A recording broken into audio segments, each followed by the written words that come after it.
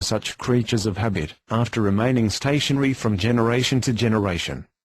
Among them were many smallholders also, not tenants in the present sense of the word, but people who had their land handed down from their fathers, either by hereditary lease, or by force of ancient custom, and had hitherto held it as securely, as if it had actually been their own property. When the industrial workers withdrew from agriculture, a great number of small holdings fell idle, and upon these the new class of large tenants established themselves, tenants at will, holding 50, 100, 200 or more acres, liable to be turned out at the end of the year, but able by improved tillage and larger farming to increase the yield of the land. They could sell their produce more cheaply than the yeoman, for whom nothing remained when his farm no longer supported him, but to sell it, procure a jenny or a loom, or take service as an agricultural labourer in the employ of a large farmer.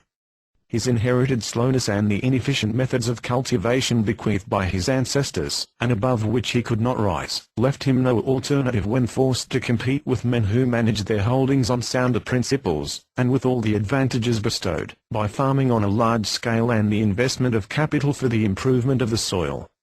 Meanwhile, the industrial movement did not stop here. Single capitalists began to set up spinning jennies in great buildings and to use water power for driving them, so placing themselves in a position to diminish the number of workers, and sell their yarn more cheaply than single spinners could do who moved their own machines by hand.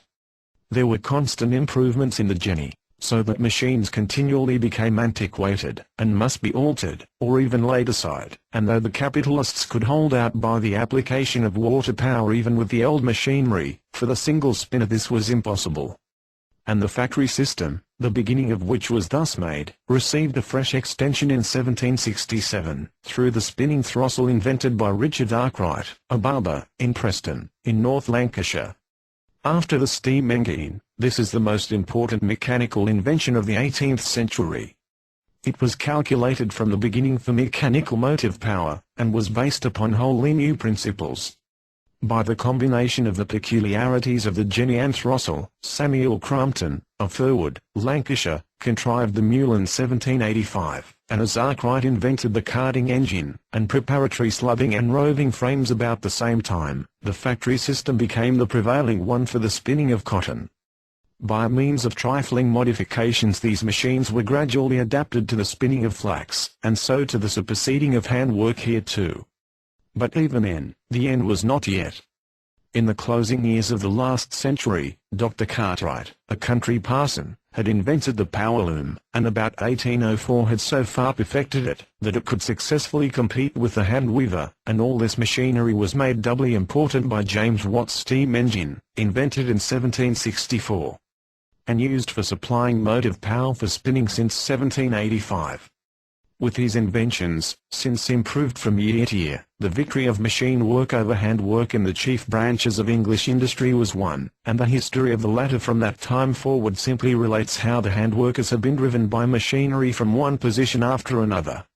The consequences of this were, on the one hand, a rapid fall in price of all manufactured commodities, prosperity of commerce and manufacture, the conquest of nearly all the unprotected foreign markets, the sudden multiplication of capital and national wealth. On the other hand, a still more rapid multiplication of the proletariat, the destruction of all property holding, and of all security of employment for the working class, demoralization, political excitement, and all those facts so highly repugnant to Englishmen in comfortable circumstances, which we shall have to consider in the following pages. Having already seen what a transformation in the social condition of the lower classes a single such clumsy machine as the jenny had wrought, there is no cause for surprise as to that which a complete and interdependent system of finely adjusted machinery has brought about, machinery which receives raw material and turns out woven goods. Meanwhile, let us trace the development of English manufacture somewhat more minutely, beginning with the cotton industry.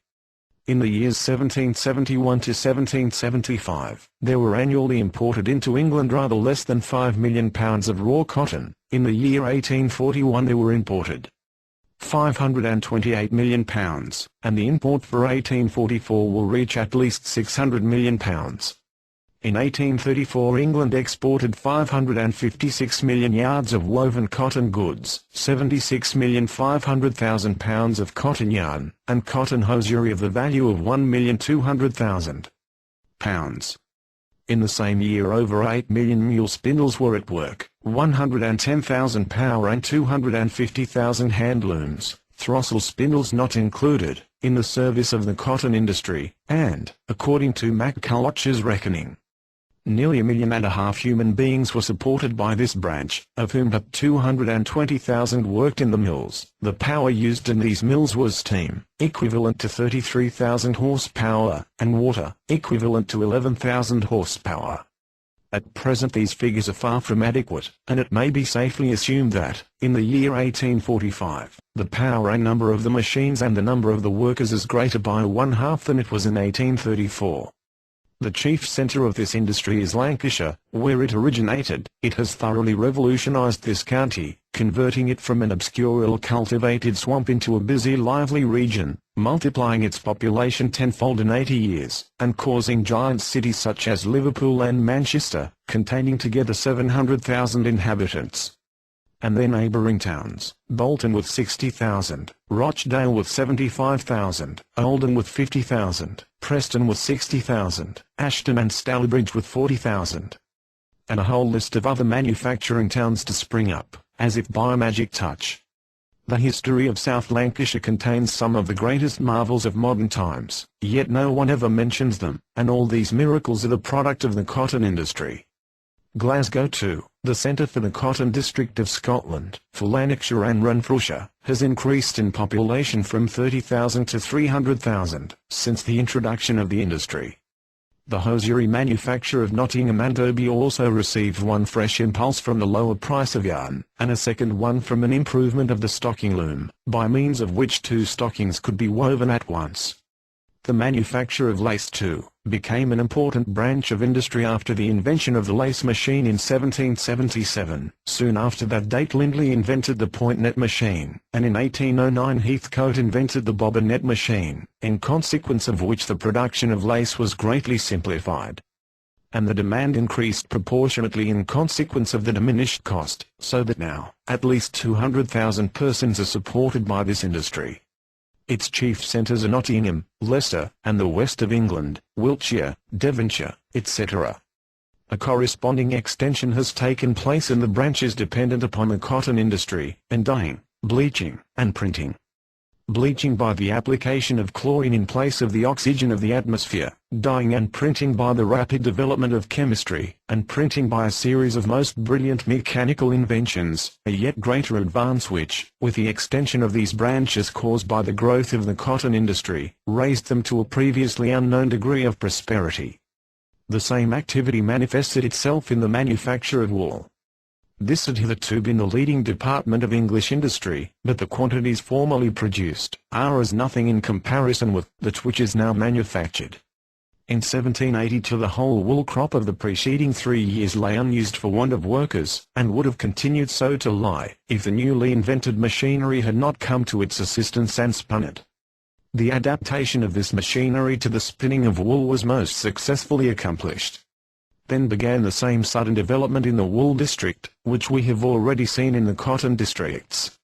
In 1738 there were 75,000 pieces of wool and cloth produced in the West Riding of Yorkshire. In 1817 there were 490,000 pieces, and so rapid was the extension of the industry, that in 1834, 450,000 more pieces were produced than in 1825. In 1801, 101 million pounds of wool, 7 million pounds of it imported, were worked up. In 1835, 180 million pounds were worked up, of which 42 million pounds were imported. The principal centre of this industry is the West Riding of Yorkshire, where, especially at Bradford, long English wool is converted into worsted yarns, etc., while in the other cities, Leeds, Halifax, Huddersfield, etc., short wool is converted into hard-spun yarn and cloth. Then come the adjacent part of Lancashire, the region of Rochdale, where in addition to the cotton industry much flannel is produced, and the west of England which supplies the finest cloths. Here also the growth of population is worthy of observation. Bradford contained in 1801 29,000, and in 1831 77,000 inhabitants. Halifax, 68,000, 110,000, Huddersfield, 15,000, 34,000, Leeds, 53,000, 123,000, and the whole West Riding 564,000, 980,000. Upon